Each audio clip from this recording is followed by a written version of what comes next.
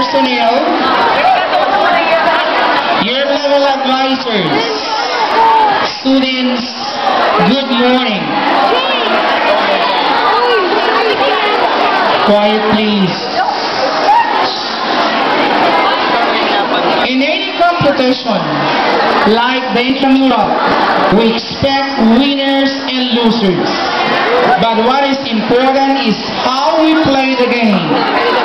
This morning, we will have the opening of our two-day intramural, which will showcase the talents and skills of our students in the field of sports and to select players for the next higher level of competition in sports.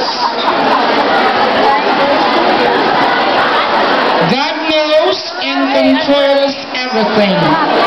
And for the success of this intramural, let us ask for God's intercession through the invocation which will be given to us by Mr. Wellington Ridoka, Year Level Advisor 3.